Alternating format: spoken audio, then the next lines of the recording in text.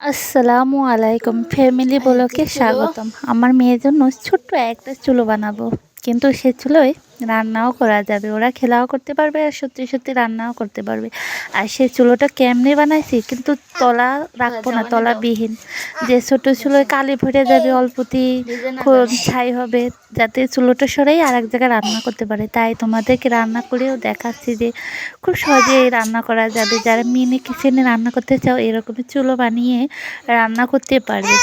আর আমার এই চুলোটা বানাতে যাই যে আমার কতটা কষ্ট পোহাতে হয়েছে, তোমাদের কাছে আজকে সেটাই শেয়ার করব। দেখো আমার মেয়েটা কত ডিস্টার্ব করতে আসে, মানে ও এই চুলোটা পাই যে এত খুশি হয়েছে, রান্না করবে না, খেলা করবে না, মাথায় তুলে রাখবে ও নিজেই জানে না। বারবার হাত ঢুকাচ্ছে, পানি দিচ্ছে আর কাছে আমি আমি আমি আমি এটা করছে। এই দেখো তোমরাই দেখো। আর কাটতে যেয়ে যে এত ঝামেলা, আর এই মিনি চুলো বানাতে যে এত সহজ, তোমাদের সাথে সেটাই আজকে শেয়ার করব। কেমনি কি বানালাম, কোথা থেকে মাটি আনলাম সেটাই দেখবে। সবচেয়ে পুকুরের মাটিটাই ভালো হয়, কেন কাদা মাটি একবার শুকিয়ে গেলে সেটা ইটের মতো শক্ত হয়, সহজে ফাটল ধরে না।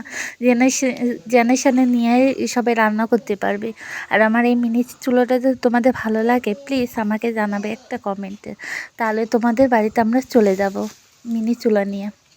আর এই চুলোটা কেমনে বানাইছে, এটা একটা বোতলের সাহায্যে, আর ওই যে লিচু না কি যেন জুস খায়, যে 5টা একটা বোতল আছে না জুস খাওয়ার, সেটা মুখে দিয়েছি আর বোতলটা উপরে দিয়ে এই যে সরালাম, সরিয়ে আস্তে আর নিচে কিন্তু তলা রাখবো না, এই আস্তে আস্তে কাটবো। কাটার পর চুলোটা ঘুরিয়ে তারপর নিচটা আগে ভালো করে কাটতে ফিনিশিং করে তারপর তলাটা করে পরে উপরে কাটবো। সেটা দুঃখিত যে জানাই, সেটা তোমাদের সাথে শেয়ার করতে পারলাম না। আমার মেয়েটা খুব ডিস্টার্ব করছে, তাই আর ভিডিও করা হলো না। অল্প স্বল্প যেটু পারছি সেটুই তোমাদের কাছে শেয়ার করছি। যদি ভালো লাগে, যদি তোমাদের মনে হয় এই মিনি চুলা যদি আমার একটা হতো, তাহলে তো খুব ভালোই হতো, একটা মিনি কিচেন দিয়ে ভিডিও আপলোড করতে পারতাম। অনেকে মিনি চুলার জন্য মিনি কিচেনে ভিডিও আপলোড করতে পারে না। যদি লাগে তাহলে আমাকে নক করো, বুঝেছো? এই পর্যন্তই। যদি ভালো লাগে একটা লাইক, একটা শেয়ার, একটা কমেন্ট প্লিজ বন্ধুরা। আজ এই পর্যন্তই, কাল আবার দেখা হবে। আল্লাহ হাফেজ।